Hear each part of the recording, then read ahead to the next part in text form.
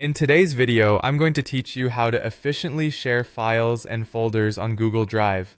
If you're looking to easily collaborate with others, or you simply want to share a document, Google Drive provides a seamless way to do that. So grab a cup of coffee and follow along as I guide you step by step through the process. First things first, open your web browser and head over to Google Drive by typing in drive.google.com. I recommend using Chrome for the best experience, but other browsers work fine too.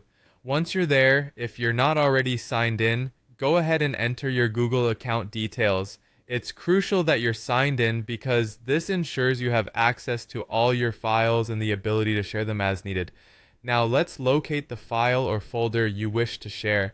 If you have a large collection, a quick search at the top can help you find exactly what you're looking for.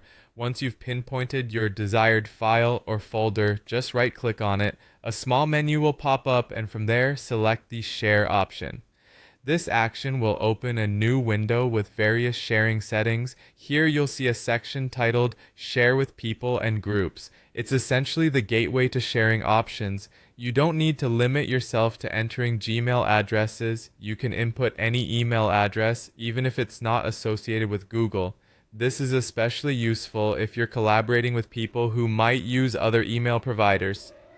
Next up, it's time to adjust the permissions for the people you're sharing with. Google provides 3 levels of access. The first is Viewer, which allows recipients to see the document or file, but nothing more. This is ideal for sending final versions of documents that need no further input. The second level, Commenter, offers slightly more interaction. Here, recipients can both view and comment, which is perfect if you're seeking feedback but not changes. Lastly, there's Editor, granting full access to edit the document or file. Choose this option if your collaborators need to make direct changes. Once you've selected the appropriate access level, click Send.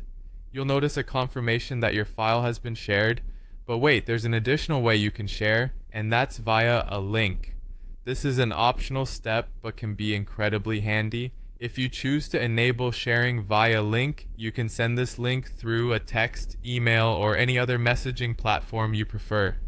Recipients can then access the file simply by clicking the link based on the permissions you've set. And there you have it. You've now shared a file or folder on Google Drive. This not only helps in reducing email clutter with attachments, but fosters an easy and organized way to collaborate. Remember these steps and you'll be sharing like a pro in no time. Thanks for watching, and see you next time with more tips and tricks.